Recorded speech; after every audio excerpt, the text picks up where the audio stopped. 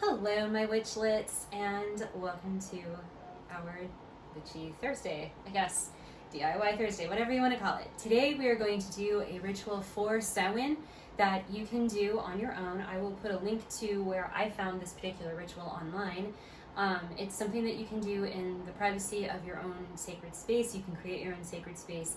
The only things that you will need absolutely for this ritual are a strand of black, white, and red ribbon.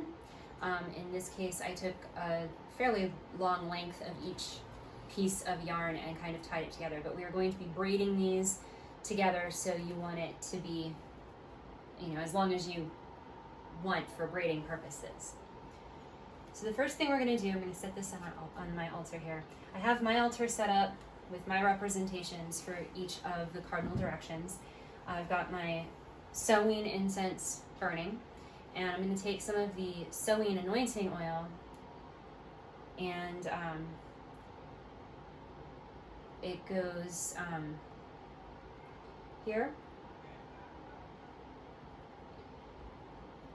here,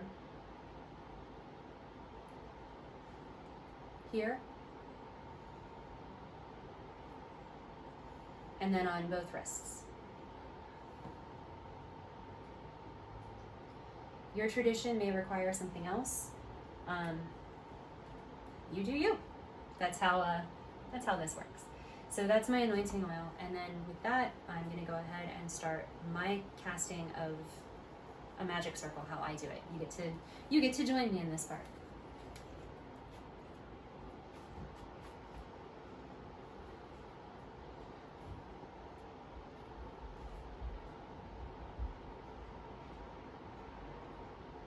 Cameraman Ken, that's north, right? Yes it is. I always get confused on that part.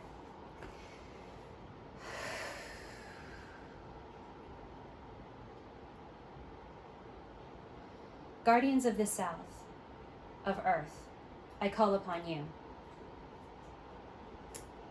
Except you're the guardians of the North, like we just established.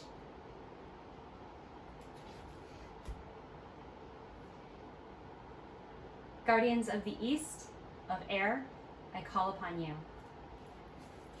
Guardians of the South, of fire, I call upon you. Guardians of the West, of water, I call upon you. Goddess of the earth, my goddess Hestia, I call upon you. God of the sky, my God Jehovah, I call upon you. Merry meet and blessings be. The circle is cast. Let us begin our work. So now what we're going to do is we're going to follow this particular guide.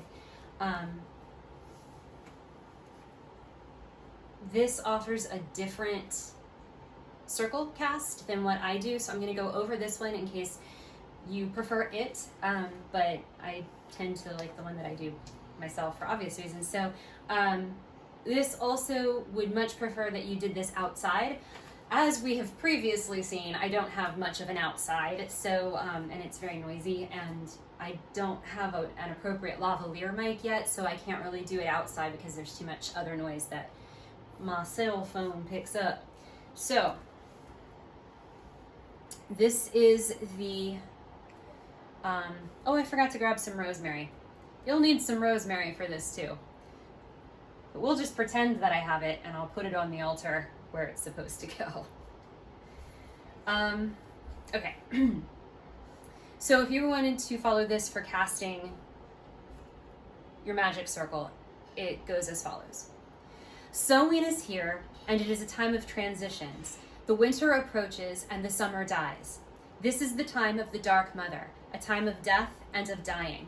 This is the night of our ancestors and of the ancient ones. At this point, you would place your rosemary on your altar. If you're doing this with more than just you, you can pass the rosemary around to each person and let them imbue and take from. Whatever the opposite of an imbue is, expue, I don't know. their own energies and mingle all of the energies together with the rosemary, and then you place it on the altar. And at this point you would say, rosemary is for remembrance, and tonight we remember those who have lived and died before us, those who have crossed through the veil, those who are no longer with us, we will remember. And then you're going to face the north, which is that way, and say, the north is a place of cold, and the earth is silent and dark. Spirits of the earth, we welcome you, knowing you will envelop us in death. Then you go to the east. The east is a land of new beginnings, the place where breath begins. Spirits of air, we call upon you, knowing you will be with us as we depart life.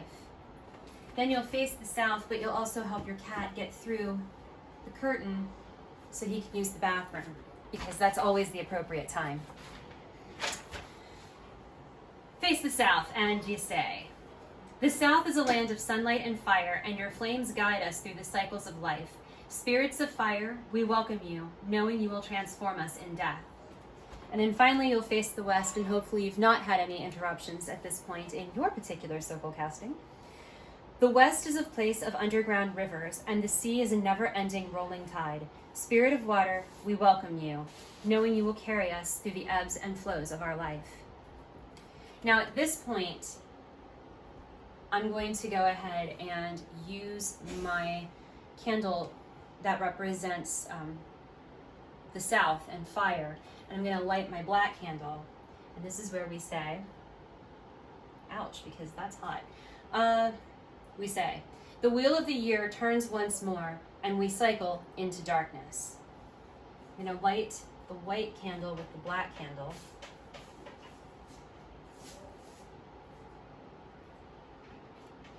And say, at the end of that darkness comes light, and when it arrives, we will celebrate once more.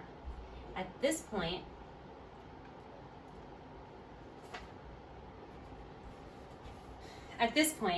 we are going to take our ribbons. You're going to have your black strands, your white strands, and your red strands. And mine are going to be all mishmashed together, but that's okay. So what you're going to do is you're going to start braiding your ribbon, paracord, whatever it is you're using, together.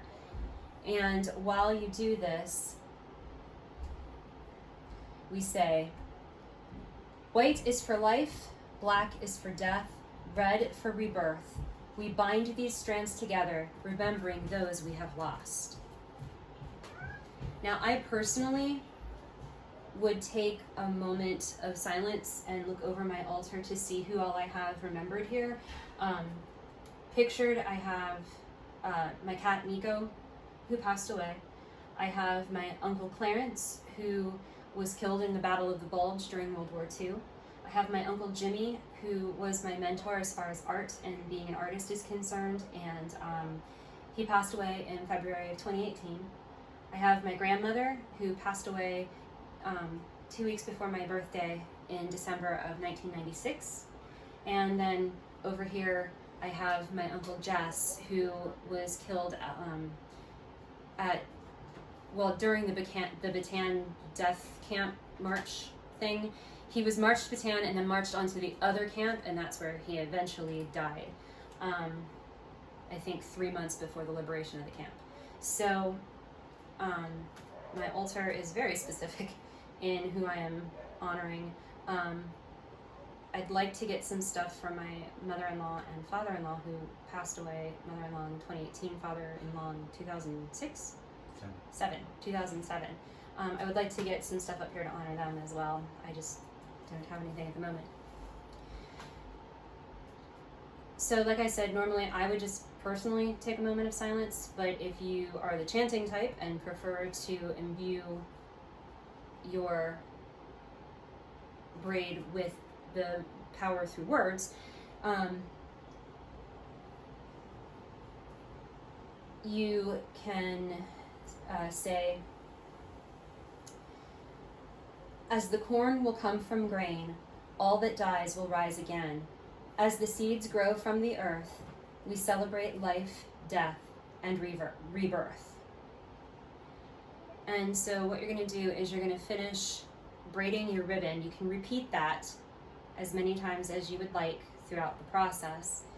And then what you're going to do, this is one that I have done from previously.